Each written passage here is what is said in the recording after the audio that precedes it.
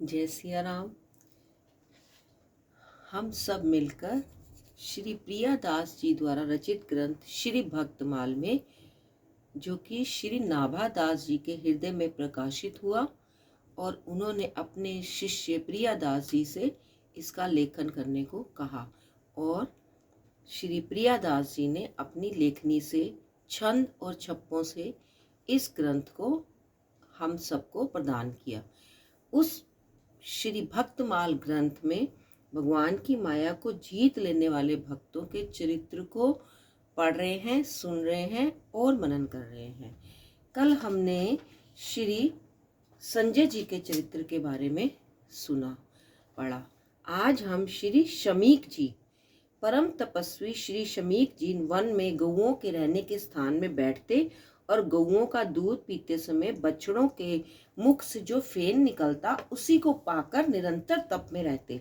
वे परम शांत, तितिक्षु और क्षमाशील संत थे। वन में शिकार खेलने गए हुए राजा परीक्षित भूख प्यास से व्याकुल होकर इनके आश्रम में आए, परंतु मौन व्रत लेकर समाधि में स्थिति होने के कारण ऋषि द्वारा राजा का समयोचित सत्कार नहीं हुआ।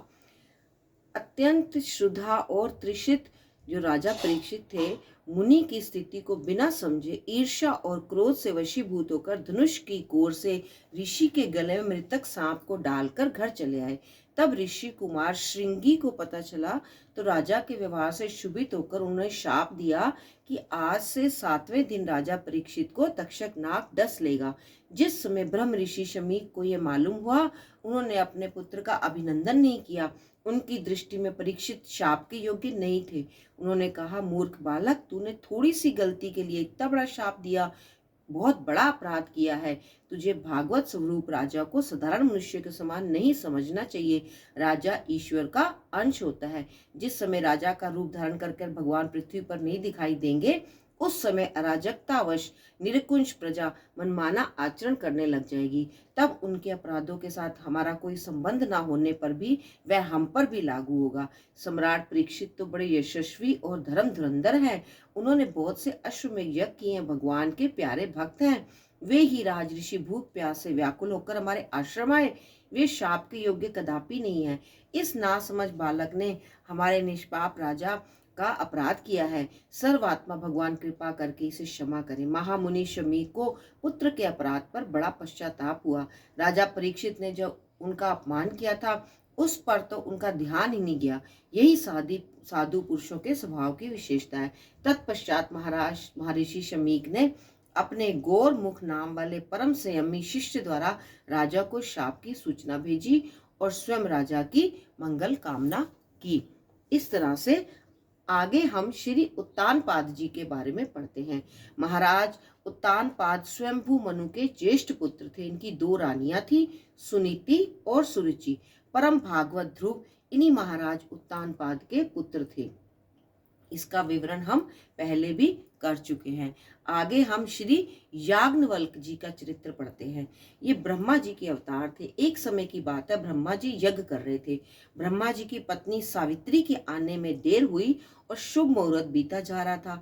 तब इंद्र ने एक गोप कन्या को लाकर कहा कि इसका पानी ग्रहण कर यज्ञ आरंभ कीजिए, परंतु ब्रह्माणी न होने के कारण उनको ब्रह्मा के गो के मुख से प्रविष्ट कर योनि द्वारा निकालकर ब्रह्माणी बना दिया गया, क्योंकि ब्राह्मण का और गो का कुल शास्त्र में एक माना गया है। फिर विधिवत उनका पानी ग्रहण करके उन्हें यज्ञ आरंभ किया। यही गायत्री हैं। कुछ देर में सावित्री जी पहुंची और ब्रह्मा के साथ यज्ञ में दूसरी स्त्री को देखकर उन्होंने ब्रह्मा जी को शाप दिया कि तुम मनुष्य लोक में जन्म लो और कामी हो जाओ। अपना संबंध ब्रह्मा जी से तोड़कर वह तपस्या करने चली गई। कालांतर में ब्रह्मा जी ने चारण ऋषि के यहाँ जन्म लिया और वहां उनका याज्ञवल्क्य नाम हुआ। तरुण होने पर वह शाप बस अत्यंत कामी हुए, जिससे पिता ने उन्हें घर से निकाल दिया। पागल सरीखे भटकते हुए वह चमत्कारपुर में शाकवल्य मुनि के यहाँ पहुंचे और वहां उन्होंने वेद अध्ययन किया। एक समय अनार्त देश का राजा चातुर्मास व्रत करने के लिए वहां प्राप्त हुआ। उसने अपने पूजा पाठ के लिए शालक्य मुनि को पुरोहित बनाया। शालक्य ऋषि नित्य प्रति अपने यहाँ एक अपने यहाँ का एक विद्यार्थी पूजा पाठ करने के लिए भेज देते। एक बार याज्ञवल्क जी की बारी हुई। यह पूजा आदि करके जब मंत्र अक्षत लेकर आशीर्वाद देने लगे, तब उस राजा विषय में असक्त था।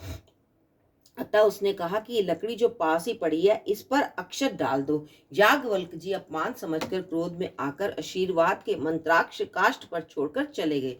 दक्षिणा भी मिली। मंत्राक्ष पढ़ते ही काष्ठ में शाखा पल्लव हो गए। ये देखकर राजा को बड़ा पश्चाताप हुआ कि यदि ये अक्षत मेरे सिर पर पड़ते तो मैं अजर अमर हो जाता।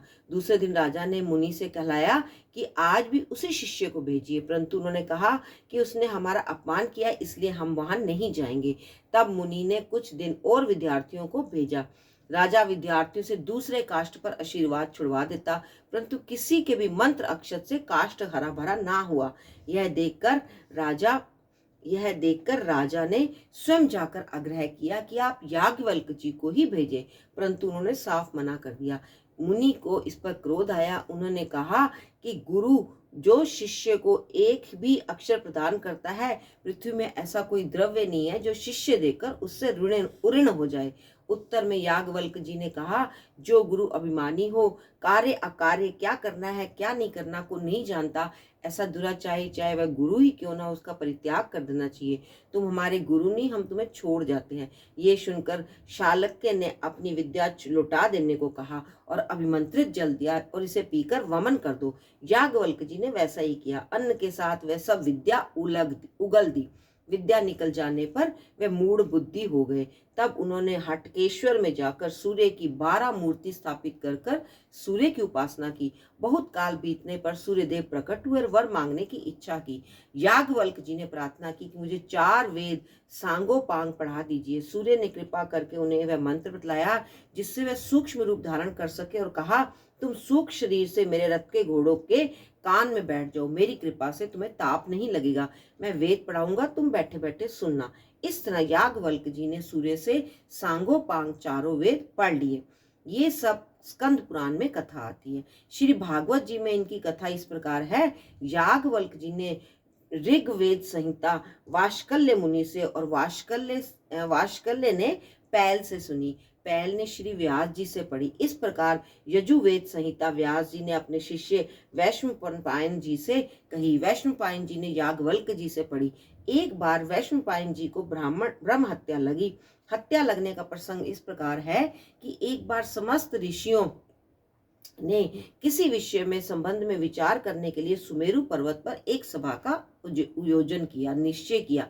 उन्होंने यह नियम किया कि जो ऋषि उस सभा में सम्मिलित नहीं होगा उसको 7 दिन के लिए ब्रह्म हत्या लगेगी। उसी समय वैशंपायन जी के पिता का श्राद्ध था, इसलिए वे अपनी नित्य क्रिया के लिए अंधेरे में उठकर स्नान को जाने लगे तो एक बालक पर उनका पैर पड़ गया और वह मर गया। इस बाल हत्या के शोक से वह सभा में ना जा सके। इस प्रकार एक और बाल हत्या लगी और दूसरी ब्रह्म हत्या।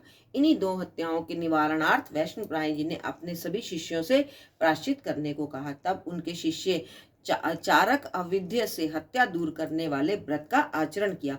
उस समय याज्ञवल्क जी ने अपने गुरु श्री वैशंपायन जी से कहा, भगवान, ये चारक और ध्रुव्य ब्राह्मण तो बहुत ही थोड़ी शक्ति रखते हैं, इनके व्रत पालन में लाभ ही कितना है। मैं अकेला ही आपके प्रायश्चित के लिए बहुत कठिन तप करूंगा। ये सुनकर वैशंपायन जी रुष्ट होकर बोले, मुझे ब्राह्मणों का अपमान करने वाले ऐसे शिष्य से कोई प्रयोजन नहीं है। तुमने अब तक मुझसे जो कुछ अध्ययन किया उसका शीघ्र से त्याग करो, यहाँ से चले जाओ। याज्ञवल्क जी ने यजुश्रुतियों को वमन कर दिया और वहां से चले गए।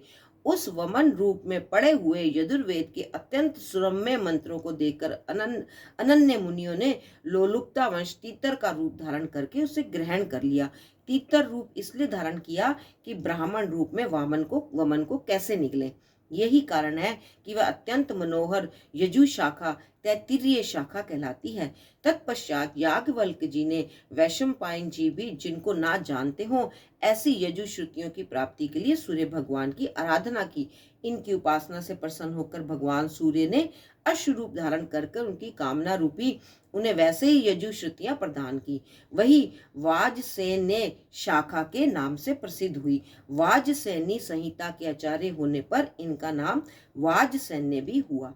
एक बार मोक्षवित जनक के पिता देवव्रत जी ने यज्ञ किया। अधुर कर्मा में जो प्रायश्चित किया जाता है उसे वैशंपायन जी करा रहे थे। उनके कराने में कुछ त्रुटि होने पर यज्ञ में कुछ न्यूनता मालूम पड़ी। उस समय याज्ञवल्क्य जी ने वैशंपायन जी को टोका। तब जनक और वैशंपायन जी दोनों ने इनसे प्रार्थना की कि उनकी पूर्ति कर दे। याज्ञवल्क्य जी ने अपने वृद्धों से उस त्रुटि की पूर्ति कराई। यज्ञ समाप्त होने पर देवव्रत जी ने जब वैशंपायन जी को दक्षिणा दी तो याज्ञवल्क्य जी ने उनका विरोध किया और कहा कि ये सब दक्षिणा हमको मिलनी चाहिए, ना कि वैशंपायन जी को, क्योंकि यज्ञ की पूर्ति तो हमने कराई वेदों से। अंत में महर्षि देवल ने वह दक्षिणा दोनों में आधी आधी बांट दी। याज्ञवल्क्य जी ने उनके कहने पर उसे स्वीकार किया। एक बार देवव्रत जी के पुत्र मोक्षवित राजा जनक के ब्रह्मनिष्ठ ऋषियों को समाज एकत्रित किया और 1 सहस्त्र सवत्सा गौओं को सम अलंकृत करके यह प्रतिज्ञा की कि जो ऋषि ब्रह्मनिष्ठ हो वह हमारे प्रश्नों का उत्तर दे और इन गायों को ले जाए। सब ऋषि सोचने लगे कि ब्रह्मनिष्ठ तो हम सभी हैं, परंतु दूसरों का अपमान करके हमने कोई ना कोई हम में से कोई एक इन गायों को कैसे ले जाए। इतने में याज्ञवल्क्य जी आए। उन्होंने यह सब कहते हुए कि मैं ब्रह्मनिष्ठ हूँ, अपने शिष्यों को आज्ञा दी कि इन गौओं को आश्रम में ले जाओ, मैं इनके प्रश्नों का उत्तर दूंगा। इस पर अन्य सब ब्रह्मनिष्ठ ऋषि बिगड़ गए। तब इन्होंने सबको परास्त किया। राजा जनक याज्ञवल्क्य जी के शिष्य हो गए। श्री तुलसीदास जी ने भी इन्हें परम विवेकी कहा है। उन्होंने कहा है, जग बालिक मुनि परम विवेकी। सूर्य भगवान से समस्त वेद ज्ञान प्राप्त होने के बाद लोग आपस में बड़े उत्कृष्ट प्रश्न किया करते थे। आपने सूर्य भगवान से शिकायत की, तब उन्होंने वर दिया कि जो कोई तुमसे अति प्रश्न करेगा और तुमसे वाद विवाद करके तुम्हारे निश्चित किए हुए यथार्थ सिद्धांत पर वितंडावाद करेगा, उसका सिर फट जाएगा।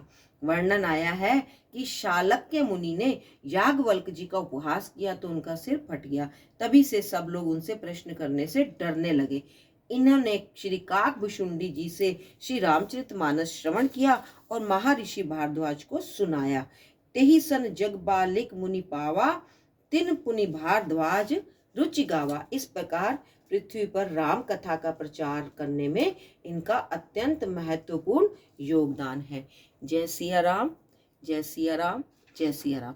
आज श्री भक्तमाल ग्रंथ में भगवान की माया को जीत लेने वाले भक्तों के चरित्र को आज हमने पूरा किया। आज ये समाप्त होता है।